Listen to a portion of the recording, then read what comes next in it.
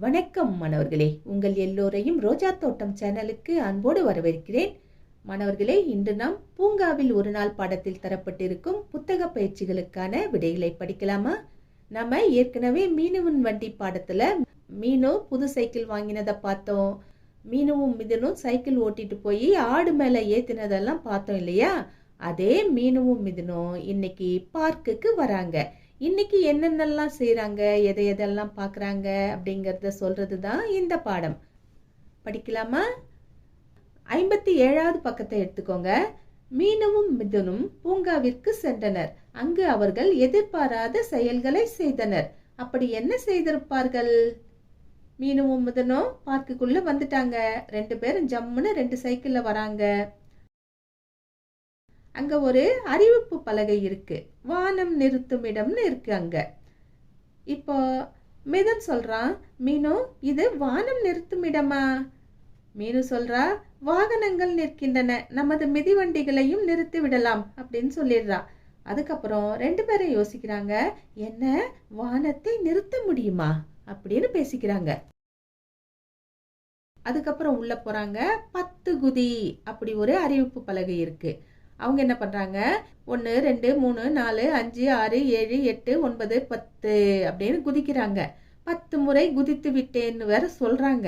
ஆனா ஒரு ஓரமா நின்றுகிட்டு யோசிக்கிறாங்க, ஆனால் ஏன் குதிக்க வேண்டும்? இந்த மாதிரி ஒரு குழப்பம் வருது. அதுக்கப்புறம் போறாங்க உள்ள. அங்க வரியில் நிற்கவும்னு ஒரு போர்டு இருக்கு. அப்போ மிதுன் சொல்றான், இந்த சிறிய வரிக்குள் நிற்க வேண்டுமாம். அப்போ மீனு சொல்றா, வா மிதுன் நின்று பார்க்கலாம்னு சொல்லிட்டு ஒரு வரியில நிக்கிறா. ஆனா நின்னுட்டாலே ஒழிய அதுக்கப்புறம் 2 பேரும் வந்து வரிக்குள் நிற்பதால் என்ன பயன் அப்படின்னு யோசிக்கிறாங்க. அதுக்கப்புறமா கொஞ்சம் தூரம் போறாங்க. தரையில் நடக்காதீர்னு ஒரு அறிவிப்பு பலகை இருக்கு. தரையில் நடக்க கூடாதா அப்படின்னு மிதுன் கேக்குறான். அதனால என்ன பண்றாங்க, பார்க்கில் போட்டிருக்கோம்ல பெஞ்சு, அது மேலே ஏறி நடக்கிறாங்க. அப்போ மீனு சொல்றா, இப்படி நடப்பது கடினமாக இருக்கிறதே அப்படின்னு சொல்றா. இப்படி நடக்கிறாங்க, ஆனா ஒரு ஓரமா நின்னுக்கிட்டு ஏன் இப்படி நடக்க வேண்டும் அப்படின்னு யோசிக்கிறாங்க. அதுக்கப்புறமா இன்னொரு அறிவிப்பு பலகையை பார்க்கறாங்க. பைகளை இங்கே போடவும்னு போட்டிருக்கு. அதுக்கு கீழே குப்பை தொட்டி இருக்கு. நம் பைகளை இதற்குள் போட வேண்டுமா, ஏன் அப்படின்னு மிதுன் கேக்குறான். அப்போ மீனு சொல்றா, குப்பை தொட்டியிலா அப்படின்னு கேக்குறா. பைய குப்பை தொட்டியில போடுறான். ஆனா ஒரு ஓரமா நின்று யோசிக்கிறான், ஏதாவது போட்டி நடக்கிறதோ, ஏதாவது போட்டி இருக்குமோ, அதனாலதான் எல்லாம் ஏடாகூடமா சொல்றாங்களோ அப்படின்னு யோசிக்கிறான். அதுக்கு கீழே வாங்களேன், இன்னொரு அறிவிப்பு பலகை இருக்கு. தை வளைந்து செல்கிறது அப்படின்னு இருக்கு. என்ன தை வளைந்து செல்கிறதா அப்படின்னு மிதுன் சொல்றான். எல்லா அறிவிப்பும் குழப்பமாக இருக்கிறதே அப்படின்னு 2 பேரும் யோசிக்கிறாங்க. அதுக்கப்புறம் அந்த ஃபுல் போர்டையும் படிக்கிறாங்க. தை வளைந்து செல்கிறது, மெதுவாக சொல்லுங்கள், இந்த மாதிரி இருக்கு. மிதுன் வந்து காவலாளி கிட்ட போய், தை மாதம் எப்படி அண்ணா வளைந்து செல்லும் அப்படின்னு மெதுவா கேக்குறான். அப்போ செக்யூரிட்டி கேக்குறாரு, ஏன் இவ்வளவு மெதுவாக பேசுகிறாய் அப்படின்னு கேக்குறாரு. அப்போ மீனு சொல்றா, இங்கே பாருங்கள் அப்படின்னு போர்டை காமிக்கிறா. இவங்க அப்பவும் யோசிக்கிறாங்க, என்னவாக இருக்கும் அப்படின்னு யோசிக்கிறாங்க. அப்போ செக்யூரிட்டி சொல்றாரு, காற்று வேகமாக வீசியதில் சில எழுத்துகள் விழுந்து விட்டன, சில வேறு இடத்தில் ஒட்டி கொண்டன, சரி செய்ய போகிறேன் அப்படின்னு சொல்றாரு. அப்போ சரி பண்ணிட்டாரு பாருங்க. பாதை வளைந்து செல்கிறது, மெதுவாக செல்லுங்கள். அதாவது தை முன்னாடி இருந்த பா வந்து வேற எங்கேயோ போய் ஒட்டிக்கிச்சு. அந்த பாவை கொண்டு வந்து இங்க வச்சாரு. அதுக்கப்புறம் மெதுவாக சொல்லுங்கள் இருந்தது இல்லையா, துணை எழுத்து இருந்தது இல்லையா சே பக்கத்துல, அந்த துணை எழுத்தை எடுத்துட்டாரு. இப்போ சொல்லுங்கள் வந்து செல்லுங்கள் ஆயிடுச்சு. ஓ, மெதுவாக செல்லுங்களா, அட பாதை வளைந்து செல்கிறதா அப்படின்னு 2 குழந்தைங்களும் கேட்கிறாங்க. அட இப்போது புரிகிறது, இப்படி சந்தோஷமா பேசுறாங்க. இப்போ இந்த கதையில வந்த அறிவிப்பு பலகையில எல்லாம் எழுத்துகள் விடுபட்டு இருந்தது. அதனால நாம தவறா உச்சரிச்சுட்டு வந்தோம்.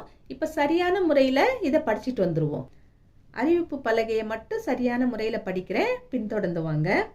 வானம் நிறுத்துமிடம் இப்படி இருந்ததா, அது ஆக்சுவலா வாகனம் நிறுத்துமிடம். அதுக்கப்புறமா 10 குதி இப்படி இருந்தது இல்லையா, அந்த இடம் விபத்து பகுதி. அதுக்கப்புறம் வரியில் நிற்கவும்னு ஒரு போர்டு இருந்ததா, அங்க என்ன வரும், வரிசையில் நிற்கவும்.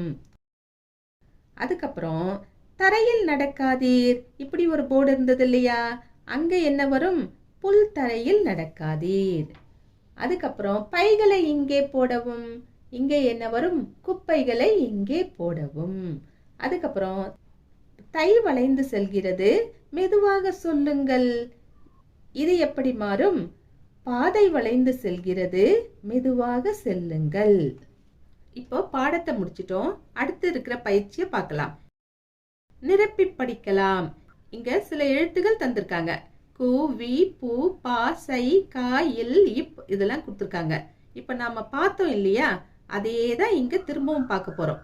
அதாவது வரியில் நிற்கவும்னு பார்த்தோம் இல்லையா, அங்க என்ன வரும், கீழே என்ன தரப்பட்டிருக்கு, வரியில் நிற்கவும். வாரி அங்க ஒரு பாக்ஸ் கொடுத்துருக்காங்க, அந்த பாக்ஸ்ல என்ன வரும்னு நாம எழுதணும். என்ன வரும், வரிசையில் நிற்கவும். சை சை எடுத்து எழுதிக்கலாம். அடுத்தது 10 பகுதிக்கு முன்னாடி ஒரு பாக்ஸ், இங்கே என்ன வரும், விபத்து பகுதி. வி எடுத்து எழுதிக்கலாம். அடுத்தது தரையில் நடக்காதீர், இதுக்கு முன்னாடி என்ன வரும், புல் தரையில் நடக்காதீர். அடுத்தது வா பாக்ஸ் கொடுத்துருக்காங்க, நாயம் நிறுத்துமிடம், இங்கே என்ன வரும், வாகனம் நிறுத்துமிடம். கா வரும், எடுத்து எழுதிக்கலாம். அடுத்தது தை வளைந்து செல்கிறது, இங்கே என்ன இடம்பெறும், பா இடம்பெறும். பாதை வளைந்து செல்கிறது. அடுத்தது பைகளை இங்கே போடவும், இங்கே என்ன இடம்பெறும், குப்பைகளை இங்கே போடவும். அடுத்தது செய்கை விளையாட்டு. குதி குதி 10 குதி என்று சொல்வேன், குதிப்பேன். அப்போ நீங்க என்ன பண்ணணும், குதி குதி 10 குதி அப்படியே குதிச்சு விளையாடணும். வளை வளை வளைந்து செல் என்று சொல்வேன், வளைந்து வளைந்து நடப்பேன். ஜிக்ஸாக்கா நடக்கணும். வளை வளை வளைந்து செல். கதையில் பிடித்த சொற்களை எழுதுக. நம்ம நிறைய சொற்களை பார்த்தோம். இங்க 10 சொற்களை எழுத சொல்லியிருக்காங்க. பிடித்தமான 10 சொற்கள். உங்களுக்கு பிடித்தமான 10 சொற்களை நீங்க எடுத்து எழுதுங்க. ஒரு உதாரணத்துக்கு நான் இந்த சொற்களை கொடுக்கிறேன். அவர்கள், வானம், வேண்டும், அண்ணா, மாதம், காற்று, பாதை, செல்லுங்கள், வாகனங்கள், எழுத்துகள். இதெல்லாம் எழுதின பிற்பாடு உங்க வகுப்புல எழுதிருப்பாங்க இல்லையா எல்லாரும், அப்ப எல்லாரும் எழுதினதிலிருந்து அதிகமான சொற்களை ஒன்று போல் எழுதிய நண்பர் யாருன்னு பார்த்து எழுதுங்க. ஒன்று போல் எழுதிய சொற்களின் எண்ணிக்கை எத்தனைங்கிறதையும் எழுதுங்க. அடுத்தது பாடத்தில் அடிக்கோடிட்டு எழுதுக. முதல்ல நான் பாடத்துல எங்கெங்க இருக்குன்னு அடிக்கோடிட்டுறேன், ரவுண்ட் பண்ணி காமிச்சிடுறேன். அதுக்கப்புறம் இங்க எடுத்து எழுதுறேன். சரிங்களா? 1. எளிமையாக என்பதன் எதிர்ச்சொல். பக்கம் 58ல இருக்கு பாருங்க. இப்படி நடப்பது கடினமாக இருக்கிறதே. கடினமாக என்பது எளிமையான சொல்லுக்கு எதிர்ச்சொல். இங்க நான் ரவுண்ட் பண்ணியிருக்கேன், நீங்க அடிக்கோடிட்டு காட்டுங்க. சரிங்களா?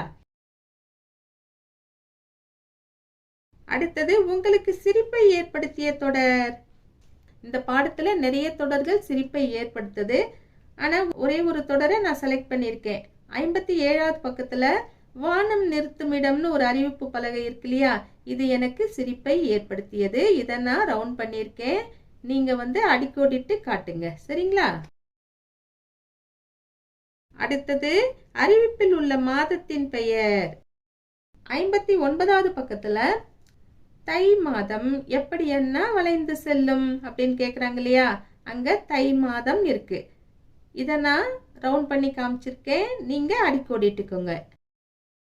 இப்போ இதையெல்லாம் நான் எடுத்து இங்க எழுதி காமிச்சிருக்கேன், நீங்க பாஸ் பண்ணி ஒவ்வொன்னா எழுதிக்கோங்க. சரிங்களா?